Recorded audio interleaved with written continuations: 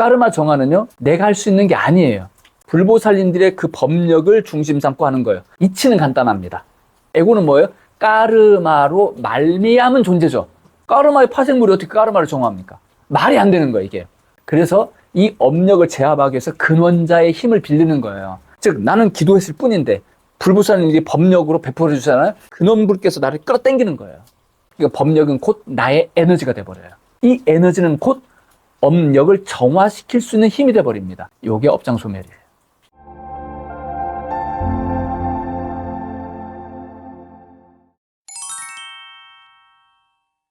보살님뿐만 아니라 많은 사람들이 겪는단 말이에요. 근데 우리 이제 보살님 같은 경우에는 그런 어떤 경험에 있어서 이미 이제 통과하신 분이기 때문에 이런 경험들이, 이 불쾌감이 어떤 의미인지 대략 알잖아요. 그죠? 대략 알고는 있단 말이에요.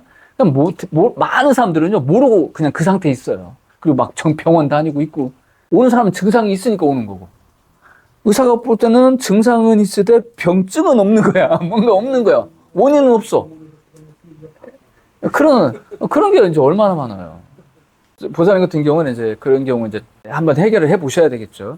간단해요. 내 머리꼴이 아직 뭔가의 어떤, 어느 때는 잘 뭔가 에너지가 돌 때도 있지만 안 돌 때도 많구나. 그럼 안 돌게 만드는 내 안에 습으로 배어 있는 것들이 아직은 이런 부분들이 있겠구나 하고 그걸 스스로 이제 수행력으로 이제 정돈해 나가면 되잖아요. 그죠?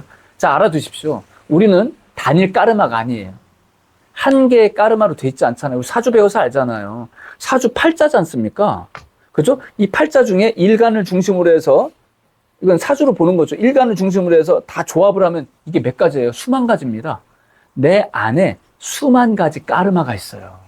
수만 가지, 수천 가지 까르마가 있단 말이에요. 그 까르마들이 동시다발적으로 일어나는 게 아니라 때에 따라서, 만나는 사람에 따라서, 닥쳐지는 상황에 따라서 그때그때 다르게 일어나요. 그때그때 다르게 반응한단 말이에요. 그런 것이 몸의 반응으로 일어나고 정신 반응으로 일어나고 다양한 반응을 일으키지 않습니까? 그러다 보니까 우리가 이제 이 까르마를 갖다가 그대로 신의 사랑의 소통의 통로로 삼으려면 이 까르마를 정화하는, 까르마를 다스리는 힘이 필요합니다. 자, 처음에는 아예 까르마를 다스릴 수 있는 힘 자체가 없으니까 어떻게 돼요? 이제 이걸 불보살님들께 이제 의탁을 하잖아요. 그죠? 의탁을 해서 이제 우리가 천재불공 기도도 하고, 그래서 이 까르마를 정화하는 힘을 배양을 하는 거죠. 그죠? 까르마 정화는요, 절대로 에고적 존재는 못 합니다. 내가 할 수 있는 게 아니에요. 까르마 정화라는 개념이요. 그래서 까르마 정화는요, 내가 할 수 없다 보니까 두 가지로 얘기합니다. 까르마 정화를 할 수 있는 하나의 방법, 자력 수행. 하나는 타력 수행인데, 그럼 자력 수행, 내가 한다는 개념이죠. 내가 이거 왜 못해? 내가 하지. 누구한테 의지한단 말이야? 하면서 내가 하려고 한다고요. 내가 할 수 있는 이 방법으로 택하는 게 뭔지 아세요? 까르마를 정확하게 정화하는 게 아니고, 까르마를 아예 뭉개버립니다. 까르마를 상종을 안 해버리는 거예요, 그냥요. 아예. 까르마를 내려놓는 걸 말합니다. 이거는 까르마 정화의 개념이라기보다는 까르마를 아예 안 갖는 걸 말하는 거예요. 그러다 보니까 까르마가 안 일어나면 어떻게 돼요? 생각도 안 일어나겠죠. 마음도 안 일어나겠죠. 그럼 인연을 안 맺겠죠. 상황이 안 생겨버리는 거예요. 그러니까 사람을 안 만나야 돼요. 이런 경우에는. 그냥 산속 수행해야 되는 겁니다. 그런 개념이 하나 있어요. 또 하나는 타력 수행이 있단 말입니다. 타력이라는 게 뭐냐면 나의 입장에서 타력이라는 개념이죠. 여기서 탈은 누구예요? 근원을 말하는 거죠. 근원불로부터 도움을 받는 겁니다. 도움을 받는다는 게 정확하게 무슨 말이죠? 연결돼 있잖아요. 나의 입장에서 에고적인 개념에서 자타로 나눈 거지. 어떻게 둘이겠어요. 그죠? 내가 기도하는 근원불이신 관세음보살님, 아미타 부처님께 기도를 하잖아요. 그럼 관세음보살님께서 나에게 법력을 베풀어 주세요. 내 입장에서 그러하지만 사실은 연결되어 있는 거잖아요. 그 베풀어 줌을 통해서 우리는 뭘 경험합니까? 연결성을 경험하는 깨달음이 일어나는데, 안타깝게도 까르마, 모든 까르마를 그렇게 하는 게 아니라 내가 그 시간대에 경험하고 있는 까르마가 있어요. 그 시간대에 출현한 까르마, 그 시간대에 솟아오른 이 까르마, 속에 숨어 있는 거 말고 솟아올라와서 나의 생각과 감정으로 경험되어지고 있는 이 까르마, 요걸 놓고 정화를 하는 겁니다. 요걸 놓고 불보살님들이 함께 하세요. 그래서 요걸 하나를 정화하는데 우리가 기도를 한 100일 기도를 갖는 거죠. 이 100일 기도 과정을 통해서 이걸 정화하는 힘을 나 혼자 하는 게 아니죠. 불보살님들의 그 법력을 중심 삼고 하는 거예요. 왜 이게 가능하냐? 이치는 간단합니다. 그냥 우리가 표면적으로 생각할 때 내 힘이 안 되니까 불보살님들을 갖다가 도와서 한다. 이치적으로 뭐예요? 나는 기본적으로 어떤 존재죠? 나는 까르마잖아요. 에고잖아요. 에고는 뭐예요? 까르마로 말미암은 존재죠. 한마디로 까르마의 파생물이라 이 말이에요. 까르마의 파생물이 어떻게 까르마를 정화합니까? 말이 안 되는 거예요, 이게. 불가능한 걸 도전하는 거예요. 안 되니까 아예 까르마를 없앤다 이렇게 가는 거예요. 안 갖는 쪽으로. 근데 까르마가 일어나는 순간 이건 업력이 발동된다고. 업력이라는 것이 에고를 만들어버려요.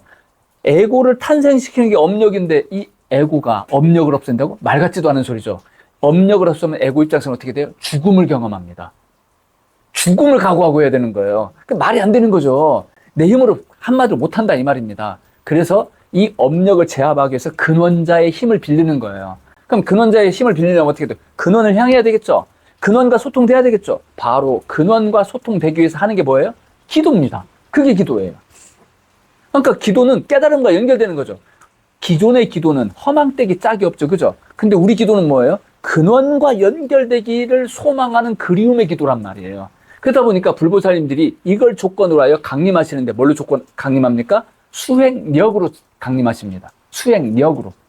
즉 나는 기도했을 뿐인데 불보살님들이 법력으로 베풀어 주잖아요. 그러니까 법력은 곧 나의 에너지가 돼버려요. 나의 에너지.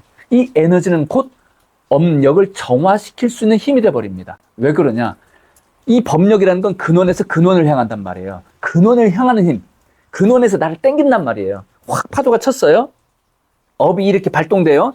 업이 솟아오르는 힘을 업력이라고 한단 말이에요. 이거 업력은 어디를 향해? 밖에 있는 상을 쫓는다고. 밖에 있는 상을 이렇게 쫓는데 여기 있는 나라는 놈이 이걸 쫓는 게 아니라 근원을 향하고자 하는 거예요. 근원불께 기도를 한단 말이에요. 어떻게 해요? 근원불께서 나를 끌어당기는 거예요. 끌어당기는 힘. 이 끌어당기는 힘이 치고 올라가는 업력보다 더 강한 거죠. 업력보다 더 강하기 때문에 이걸 제압을 해버릴 수 있는 거예요. 업력을요. 요게 업장소멸이에요. 그런데 요 하나의 까르마로 된 거예요. 하나의 까르마로. 그 시기에 발동된 까르마로 경험하는 거예요. 근데 내 안에 까르마가 얼마나 많다고요? 수천 가지입니다. 근데 감사하게도요. 요거 하나 해결하잖아요. 요 힘을 얻은 것이 되는 거예요. 그럼 요 힘을 다른 까르마에도 적용하면 될 일입니다. 근데 이게 한두 번 가면 잘 안 되거든요. 잘 안 된단 말이에요. 요 기도를 다른 까르마, 지금 이걸 경험하셨잖아요. 그 경험에 요걸 그대로 적용하시면 돼요. 요걸요. 적용하시면 되는 겁니다. 다른 까르마가 일어나요. 거기도 적용하는 거죠. 그러다 보면 어떻게 돼요? 매사 예배하는 겁니다, 이제. 매사. 예. 이 마음이 일어나잖아요. 알아차리는 즉시 예배. 알아차리는 즉시 예배. 오직 예배. 예배하는 거예요, 그냥. 예배하면 어떻게 돼요? 받아들이게 돼 있거든요. 거부하지 않아요. 이걸 받아들이다 보니까 어떻게 돼요? 이 현상을 받아들여요. 번뇌라는 현상, 이해가 안 된다는 현상, 막 솟아오르는 어떤 감정적인 현상, 무수한 현상들을 거부하는 게 아니라 받아들여 버리는 거예요. 받아들이면 뭐가 생긴다고요? 지혜가 일어납니다. 받아들이지 않고는 지혜가 안 생겨요. 또 받아들였기 때문에 받아들임이라는 감당하는 능력이 생깁니다. 다스림의 힘이 생기는 거죠. 드디어. 그래서 받아들이지 못하고는 힘도 지혜도 탄생하지 않습니다. 저 늘 비유하는 거 있잖아요. 내 힘에 근육을 기르고 싶어. 어떻게 해야 되죠? 스테로이드 놓습니까? 아니죠. 그게 아니고 무거운 걸 들어야죠. 그죠? 난 지금 딱 들어보니까 3kg는 너무 힘들어. 그래서 막 계속 들어요. 4kg, 5kg 들으면 어떻게 됩니까? 예, 근육통 생기죠. 아파요. 아픈 겁니다. 여기 좌절할 일입니까? 주물르죠. 주무르고 좀 쉬었다가 또 합니다. 그러다가 이제 5kg도 들고 6kg도 들고. 무슨 말이죠? 감당했잖아요.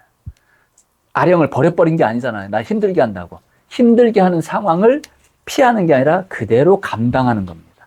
그랬더니 힘과 지혜가 생기는 겁니다. 요령도 생기죠. 야, 요렇게 했더니 이 근육이 생기고, 요렇게 했더니 요 근육이 생기고, 요렇게도 해보고 저렇게도 해보고. 요렇게 지혜가 생기는 겁니다. 받아들이지 않고는요, 요렇게 저렇게 못합니다. 그게 바로 예배입니다. 모든 알아차려지는 까르마를 향해 그렇게 예배하면서 이렇게도 해보고 저렇게도 해보고 한번 해보십시오. 어떤 순간에도 우리 보살님을 통해 관세음보살님이 함께 하실 겁니다. 그건 틀림없습니다.